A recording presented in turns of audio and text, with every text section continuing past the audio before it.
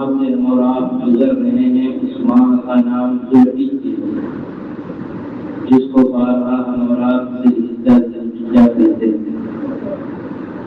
یہ وہ مہینہ ہے جس مہینے کے اندر اللہ تبارک و تعالی جل وعلا کریم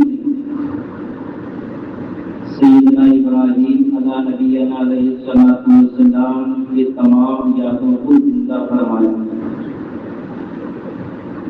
مکہ مکرمہ کے اندر اکثر وہ وادیاں ہیں، وہ جگہ ہیں جہاں سیدنا ابراہیم علیہ الصلوۃ والسلام کی یادیں تازی ہوتی ہیں اور زندہ اور صبح قیامت تک زندہ رہیں گی۔ خیر، میں نے جو عنوان اپنا ٹاپک اختیار کیا ہے وہ یہ ہے کہ اللہ تبارک و تعالی جل وعلا الکریم نے حضرت ابراہیم علیہ الصلوۃ والسلام کا امتحان لیا، آپ کی آزمائش کی، آپ کو آزمایا گیا تو اللہ کے پیارے خلیل سیدنا ابراہیم نے ہر موڑ پر امتحان کے اندر کامیابی حاصل کی۔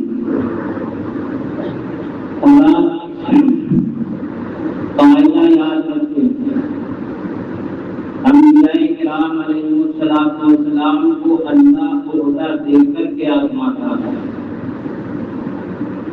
اور ہم اور آپ جیسے لوگوں کو پہلے آزماتا ہے پھر بتاتا ہے۔ انبیاء کرام علیہ الصلوۃ والسلام کی صفتیں الگ ہیں اور ہماری صفتیں الگ ہیں۔ اللہ نے قرآن کریم کے اندر فرمایا وَإِذِ ابْتَلَىٰ إِبْرَاهِيمَ رَبُّهُ بِكَلِمَاتٍ فَأَتَمَّهُنَّ، اے پیارے محبوب یاد کرو جب تمہارے رب نے حضرت ابراہیم کو آزمایا۔ وَإِذِ ابْتَلَىٰ إِبْرَاهِيمَ رَبُّهُ بِكَلِمَاتٍ، جب ابراہیم کے خدا نے ابراہیم کو چند کلمات سے آزمایا، فَأَتَمَّهُنَّ، تو محبوب یاد کرو ابراہیم نے وہ تمام کام پورے کر دیے۔ یاد کسے دلایا جا رہا ہے؟ اندازہ لگائیں آپ، اپنے پیارے محبوب کو پتہ لگا کہ پیارے محبوب اس وقت بھی موجود تھے جب حضرت ابراہیم ابھی امتحان کے راہوں میں گزر رہے تھے۔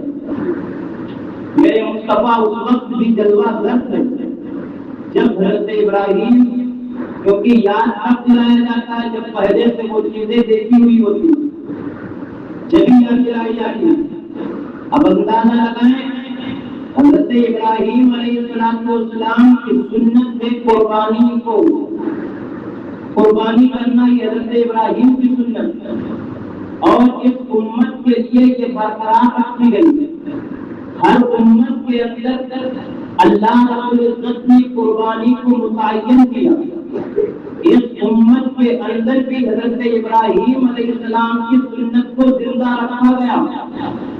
اب اندازہ لگائیں پہلی امتیں سابقہ امت کے جتنے بھی احکام تھے سارے منسوخ کر دیے گئے، کیونکہ جب نئی شریعت آتی ہے تو پہلے کی جو شریعتیں ہوتی ہیں وہ منسوخ کر دی جاتی ہیں، ختم کر دی جاتی ہے۔ مگر اب الگ سے زمانہ گزشتہ گزرا تھا وہ یوں ہی گزرا۔ حضرت موسیٰ آئے تو حضرت عیسیٰ آئے، حضرت موسیٰ علیہ السلام کے بعد عیسیٰ علیہ السلام آئے تو اس سے پہلے کی جو قوانین احکامات سے سب ختم ہو گئے۔ اب دور چلے گا تو حضرت عیسیٰ علیہ السلام کا چلے گا۔ اسی طرح سے حضرت ابراہیم علیہ السلام کے زمانے میں اس سے پہلے بہت سے نبی گزرے، رسول گزرے، کتابیں گزری، صحیفے گزرے، مگر جب حضرت ابراہیم کا دور آیا تو جتنے بھی احکامات سے سب ختم ہو گئے۔ اب دور اور سکہ چلے گا تو ابراہیمی سکہ چلے گا۔ حضرت ابراہیم علیہ السلام کا سکہ چلتا رہا، مگر قربان پیارے اپنے پیارے محبوب صلی اللہ علیہ وسلم پر اللہ کا یہ حکم ہے کہ پہلے امت کے جتنے بھی احکامات ہیں جب نئی کتاب عطا کی جاتی ہے تو اس کے تمام احکامات ختم کر دیے جاتے ہیں، لیکن آپ پیارے نبی کی شان دیکھو، پیارے حدیث کا ذکر دیکھو، اللہ کے نبی صلی اللہ علیہ وسلم نے اس امت کے اندر جو تشریف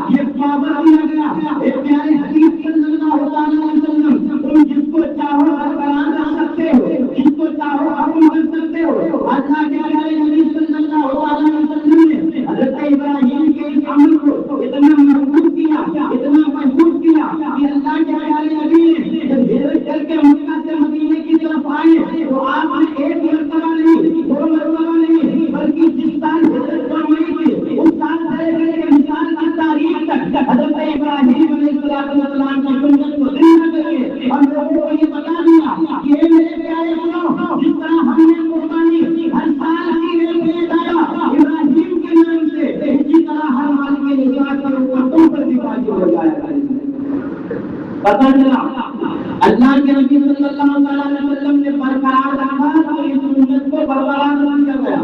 اسی لیے تو اعلیٰ حضرت نے فرمایا تھا پانی کے کل نے آپ کو مانی کے کل بنا دیا دونوں جہاں میں آپ کے قبضوں اختیار میں. اللہ یہ حضرت ابراہیم علیہ السلام کی سنت جو ہم قربانیاں کرتے ہیں تو آزمایا گیا حضرت ابراہیم علیہ السلام کو ہر موڑ پر. اسی طرح سے ہمیں بھی حکم دیا گیا وَلَنَبْلُوَنَّكُمْ بِشَيْءٍ مِّنَ الْخَوْفِ وَالْجُوعِ وَنَقْصٍ مِّنَ الْأَمْوَالِ وَالْأَنفُسِ وَالثَّمَرَاتِ. یہ پیارے یاد رکھو کہ ہم ایمان لائے کوئی چھوڑ دیے جائیں گے ہر کسی کا نہیں ہو سکتا ہے. میں نے بارہا یہ بات بتائی ہے ایمان لانے کے بعد آپ سوچتے ہمیں کہیں چھوڑ دیا جائے گا نہیں. وَلَنَبْلُوَنَّكُمْ تمہیں ضرور آزمایا جائے گا. ایسے آزمایا جائے گا جو قرآن کریم میں تفصیل بیان کر دی. وَلَنَبْلُوَنَّكُمْ بِشَيْءٍ مِّنَ الْخَوْفِ کبھی خوف کے ذریعے سے کبھی ڈر کے ذریعے سے کبھی مال دے کر کے اللہ آزمائے گا کبھی مال چھین کر کے اللہ آزمائے گا کبھی اولاد دے کر کے تمہیں آزمایا جائے گا کبھی اولاد دے کر کے آزمایا جائے گا کبھی پھل دے کر کے آزمایا جائے گا کبھی پھل لے کر کے آزمایا جائے گا. مگر یہ امتحانات کے اندر جنہوں نے صبر کر لیا ان امتحانات کے اندر جنہوں نے اپنے اوپر صبر کیا وہ اللہ نے قرآن کریم کے اندر آگے فرمایا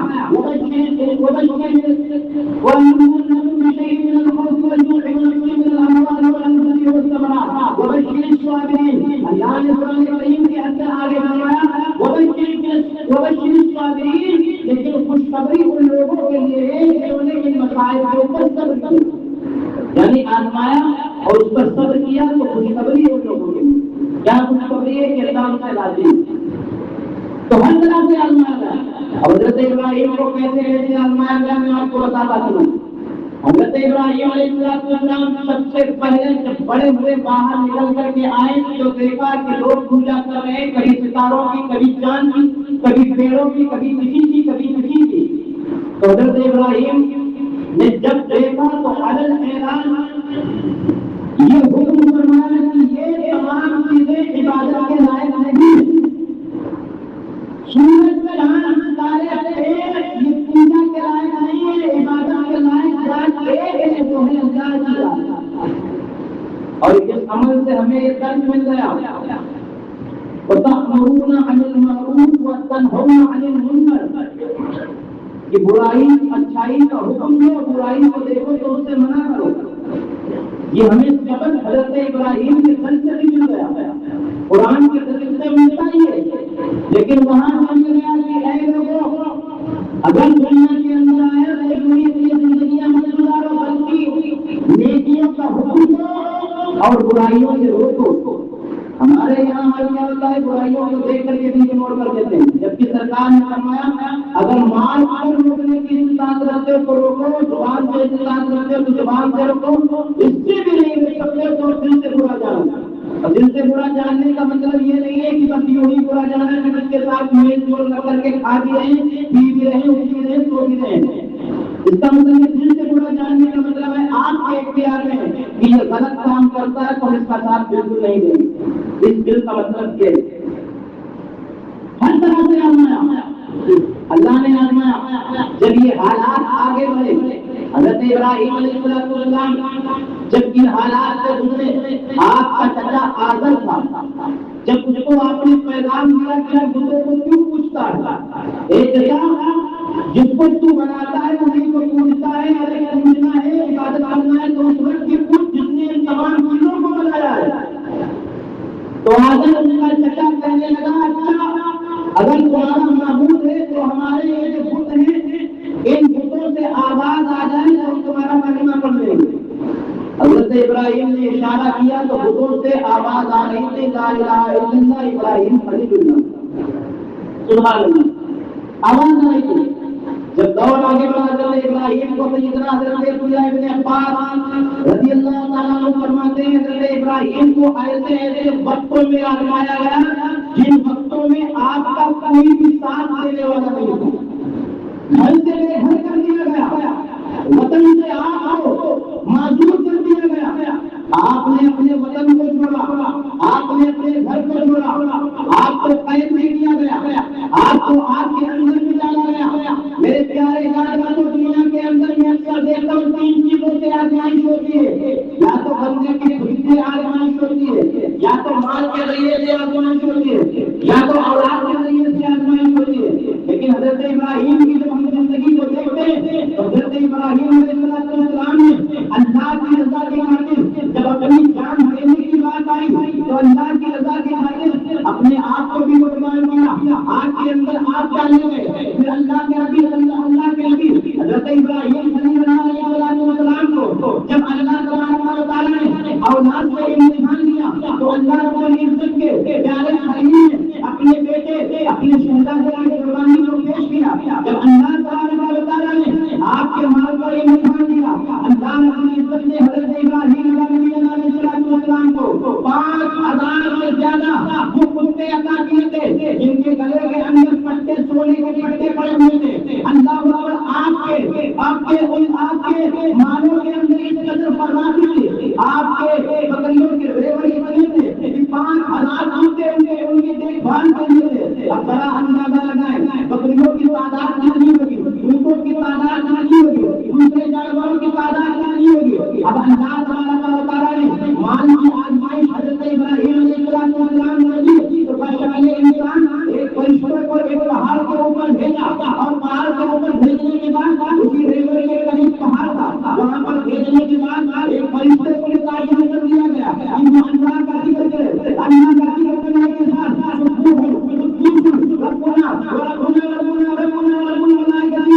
अल्लाह तबारक व तआला ने फरिश्ते को हुक्म दिया कि वो अल्लाह का जिक्र करे। हज़रत इब्राहिम अलैहिस्सलाम ने उस फरिश्ते की आवाज सुना तो फौरन वहां पहुंच गए, अल्लाह का जिक्र सुनने लगे। अल्लाह का जिक्र सुनते ऐसा बड़ी तारीफ हो गया, ऐसा बड़ी तारीफ हो गया कि आपको भूले थे। तो थोड़ी देर के बाद वो फरिश्ता फौरन खामोश हो जाता है। हज़रत इब्राहिम अलैहिस्सलाम ने फरमाया, ऐ अल्लाह के बंदे मेरे याद का जिक्र करो और मेरे याद का जिक्र करो। हज़रत इब्राहिम के वो फरिश्ता का शक्ल इंसान कहने लगा, अब हम फ्री में अल्लाह का जिक्र नहीं करेंगे, अब अगर चाहते हो कि अल्लाह का जिक्र सुनो तो हमें कुछ उजरत देनी होगी। हज़रत इब्राहिम ने कहा, हमारे पास अब अगर तुम अल्लाह का जिक्र सुनोगे तो हम तुम्हें तमाम बकरियां अता कर देंगे, तमाम दूध अता कर देंगे, तमाम जानवर अता कर देंगे। हज़रत इब्राहिम अलैहिस्सलाम ने तुम्हें वादा किया। वो फरिश्ता पकड़ा ले इंसान अल्लाह का जिक्र करने लगा, अल्लाह की हमदो करने लगा। ये थोड़ी देर के बाद वो खामोश हो गया, कहने लगा अब को जब सुनाऊंगा। अल्लाह के प्यारे खलील ने कहे, अल्लाह के प्यारे खलील कहने लगे, हे अल्लाह के बंदे मेरे पास कलमा की मान लो, इसका क्यों नहीं अता करूंगा, मेरे यार का जिक्र सुना।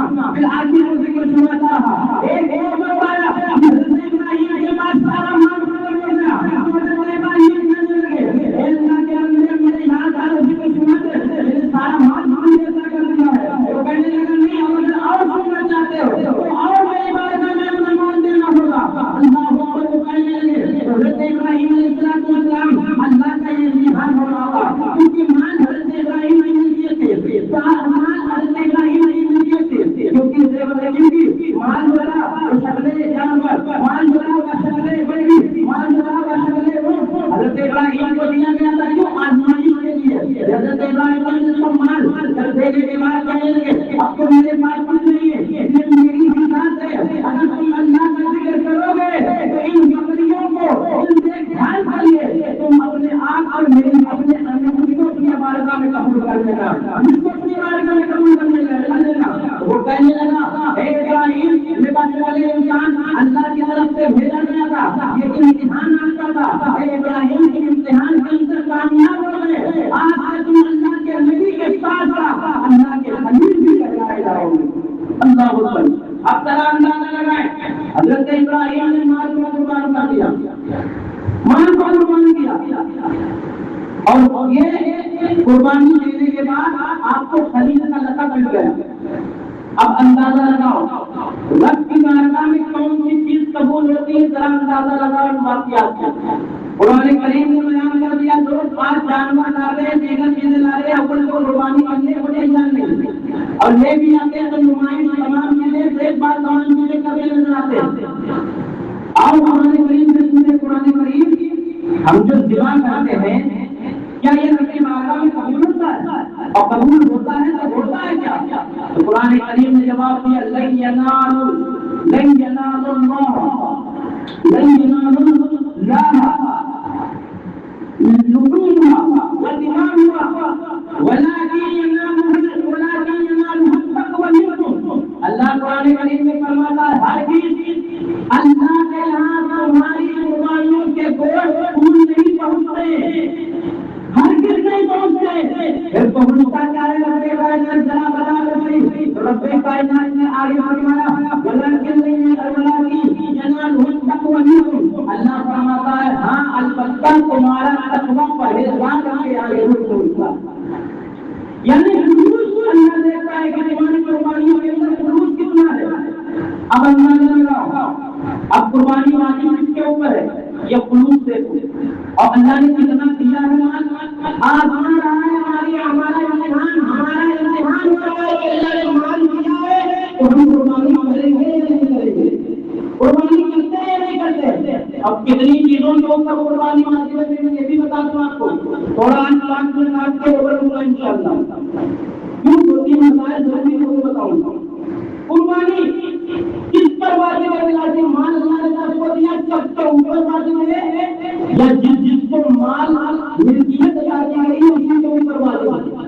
تو یاد رکھو میرے پیارے، قربانی ہر ایک انسان کے اوپر واجب نہیں بنا رہی ہے۔ کیوں؟ لا یکلف اللہ نفسا الا وسعها ما کسبت وعلیہا ما اکتسبت، کیونکہ اللہ نے قرآن کریم میں بیان فرما دیا کہ اللہ ہر انسان کے اوپر اتنا ہی بوجھ ڈالتا ہے جتنا وہ برداشت کرنے کے قابل ہوتا ہے۔ اب کسی کے پاس کھانے کا یقین نہ ہو اس کے اوپر قربانی واجب ہوگی تو بتاؤ وہ حالت میں پڑے گا یا نہیں؟ مشکل میں پڑ جائے گا۔ ہر ایک کے اوپر قربانی واجب نہیں کی۔ قربانیاں واجب کس کے اوپر ہے؟ جن کے پاس مال ہے۔ کتنا مال ہے؟ پھر وہی ہمارے اللہ کے بعد ہے کہ زکات والے آج کے وقت میں جس کے پاس زیادہ نہیں بات کرتے ہوئے آج کے وقت جس کے پاس 1,68,000 روپے کی ملکیت ہے، چاہے وہ زیورات کی شکل میں ہو، چاہے وہ مال کی شکل میں ہو، چاہے وہ روپے کی شکل میں ہو، چاہے وہ سونے کی شکل میں ہو، چاہے وہ جواہرات کی شکل میں ہو، چاہے وہ پیروٹ کی شکل میں ہو، چاہے وہ زمین کی شکل میں ہو، ان تمام شکلوں میں جس کے پاس 1,68,000 روپے کی ملکیت موجود ہے اس کے اوپر قربانی واجب ہے۔ اب اندازہ لگا جس کے پاس 1,68,000 روپے، اب اندازہ لگاؤ لوگ جن کی بیویاں ابھی جن کے نکاح ہوئے ہیں یا کچھ دن پہلے نکاح ہوئے ہیں ان کے اوپر قربانی واجب ہوگی نہیں۔ کسی کے پاس تھوڑا سونا ہے، تھوڑا چاندی ہے، تھوڑا روپیہ ہے، تھوڑا زیورات ہے، تھوڑا مال دیگر ہے، تو ایسی صورت میں ان کے اوپر قربانی واجب ہوگی یا نہیں؟ یاد رکھو اگر ان تمام چیزوں کی ملکیت 1,68,000 روپے بڑھ گئی ہے تو اس کے اوپر قربانی واجب ہے۔ اور یہاں پر ایک اور بات بتا دوں، کچھ لوگ بہانا کیا بناتے ہیں کہ ارے حضرت وہ مال ہمارا کوئی بچی کا، بچی کے لیے ہم نے خریدا ہے، وہ بچی کی ملکی ہے۔ پیارے وہ بچی کی ملکی سامنے کیا ہی نہیں، نام نہیں تو خریدا ہے، ابھی نام سے ہی تو لیا ہے۔ جب آپ اپنی ملکیت اپنی بچی کو پڑھ دیں گے کہ بیٹا اس کا کوئی مالک ہے، بیٹی تم اس کا مالک ہے، اس کی مالک ہے۔ اب ملکیت کرنے کے بعد وہاں کا اختیار لگا ہے، جب چاہے بیچتے، جب چاہے خریدتے، جب چاہے کچھ کرتے، کیا ہم ایسا اختیار اپنی بیٹی کو دیتے ہیں؟ ہرگز نہیں دیتے۔ آپ یہ بہانا نہیں بتا سکتے کہ جو ہمیں ہماری بچی کے لیے نہیں، وہ آپ کی بچی کے لیے نہیں، بچی کے لیے اس کو ملکیت کر دیں گے، لہٰذا مال بچی کے لیے آپ یہاں خرید کر کے رکھا ہے تو آپ کے اوپر قربانی واجب ہے۔ قربانی واجب ہے۔ اب اگر قربانی نہیں کراتے ہیں تو پھر ہمارا حال کیا ہے؟ میرے آقا علیہ الصلوۃ والسلام نے ان لوگوں کے سامنے سے فرمایا کہ جس کو اللہ نے مال دیا، دولت دی، تجارت دیا، تمام چیزیں دی، وہ قربانی اگر نہیں کرتا ہے تو سرکار فرماتے ہیں وہ ہماری عیدگاہوں کی طرف بالکل نہ جائے۔ اب اگر اس کے پاس زیورات کی ملکیت کتنی کیا ہے اس کے اوپر واجب ہے یا نہیں؟ میرے پیارے عزیزوں، آج اللہ ماشاءاللہ کوئی ہوگا جس کے اوپر قربانیاں واجب نہیں ہوئی، ورنہ ہر ایک کے اوپر قربانی واجب ہے۔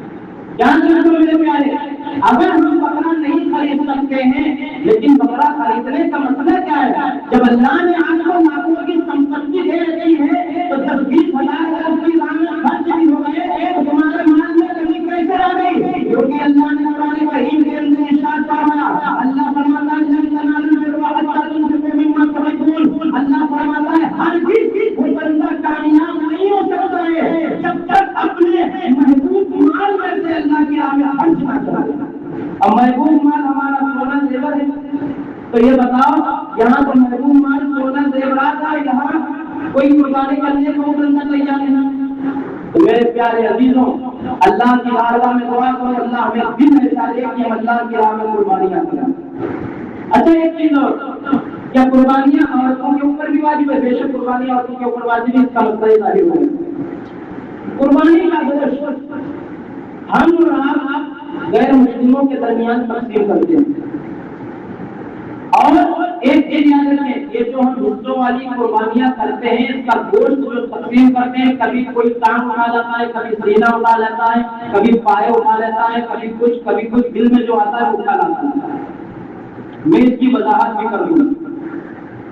قربانی کا گوشت اول تو یاد رکھیں، آپ کا کتنا ہی اچھا رشتے دار بدمذہب وہابی دیوبندی شیعہ نقشبندی گلوی جیسے بھی ہوں، اسی طرح سے غیر مسلم، ان کو قربانی کا گوشت لینا جائز نہیں، نہ ہی ان سے قربانی کا گوشت لینا جائز۔ ان کا کیا ہوا ذبیحہ ذبح کرنے والا جانور بھی حرام، مردار۔ فتاوی الانبیاء جلد نمبر 14 کے اوپر یہ تمام چیزیں لکھی ہیں، جس کو دیکھا ہو دیکھیں۔ یاد رکھیں، اب اگر کوئی آپ کا دوست آپ کا امام اگر ہے قربانی دیتے ہیں، قربانی کا گوشت دیتے ہیں تو آپ گنہگار ہوں گے۔ اگر بہت زیادہ کلوز ہے تو اس کا سچویشن میں آپ کو بتا دوں، قربانی کا گوشت ہرگز نہ دیں۔ اگر چاہتے ہیں تو آپ دوسرا خرید کر کے اپنے اس دوست کو دیں، اگر کھلانا چاہتے ہیں تو الگ سے بنوا کر کے دوسرا گوشت کھلوائیں۔ اسی طرح سے میرے پیارے عزیزوں، جو تقسیم ہوتا ہے گوشت حصوں والا اگر 7 لوگ اس کے اندر حصے میں شریک ہیں تو سارا گوشت کٹنے کے بعد ملانے کے بعد اب اندازے سے نہیں بلکہ وزن کے ساتھ ہی تولنا لازم ہے۔ اب وزن کے ساتھ کر کے سارے درمیان تقسیم کر دیا گیا، اب اس کا دل چاہے وہ کھا لے۔ اب اگر وزن کے ساتھ تقسیم نہیں کیا گیا تو یہ جائز نہیں۔ اسی طرح سے ایک آخری بات، اس کے بعد باقی مسائل بہت ہیں۔ آج لوگ کہتے ہیں کہ جانوروں کے اندر کوئی عیب نہیں ہونا چاہیے، ہوتا ہی حقیقت بھی ہے، کوئی عیب ہونا چاہیے؟ بتائیں کیا کہ ہونا چاہیے؟ نہیں ہونا چاہیے، کوئی عیب نہیں ہونا چاہیے۔ اچھا ہم بے زبان جانوروں کے اندر تو عیب تلاش کرتے ہیں، ذرا اپنے اندر بھی کبھی ہم نے دیکھا ہے کہ ہمارے اندر کوئی عیب ہے یا نہیں؟ اب بتائیں اگر آپ کے پاس کسی کے چوری کا روپیہ لگا ہے اور آپ اسی مال والے اگر جانور کو خریدتے ہیں تو بتائیں قربانی حلال ہو جائے گی؟ یہ عیب آپ کے اندر آیا نہیں ہے؟ کسی کا مال زبردستی ہڑپ کر رکھا ہے، کسی کی زمین دبا رکھی ہے، کسی کا مال اس کے اوپر زبردستی قبضہ کر رکھا ہے، کبھی دھوکے سے مال بنا رہا ہے، کبھی سود کے ذریعے سے، کبھی پیاز کے ذریعے سے، کبھی سٹہ بازی کے ذریعے سے، کبھی لوڈو کے ذریعے سے، کبھی جوا کے ذریعے سے۔ اب بتاؤ ان مال سے حرام کی حرام مردہ مال سے جب آپ قربانی کریں گے اور آپ یہ بولیں گے کہ اللہ ہمیں اپنی اللہ یہ قربانی اپنی بارگاہ میں قبول کر لے گا تو بتاؤ قبول کر لے گا؟ لہذا جانور کا بے عیب ہونا بے شک ضروری ہے، اسی طرح کا آپ کا مال بھی صاف ہونا ضروری ہے۔ یاد رکھیں اگر آپ کا مال صاف نہیں ہے تو یاد رکھیں لاکھ قربانیاں کرتے رہیں، آپ کی قربانی قابل قبول نہیں ہے۔ پتا چلے جھوٹ لے کر جھوٹ کا سہارا لے کر کے آپ نے روپیہ کما لیا، کسی کا روپیہ ہڑپ کر لیا، کسی کا روپیہ آپ کے اوپر آ رہا ہے، دینے کا نام نہیں لے رہے ہو، ادھر قربانیاں پر قربانیاں چلاتے جا رہے ہیں۔ یاد رکھو میرے پیارے، یہ قربانی بھر کے جائے۔ السلام علیکم۔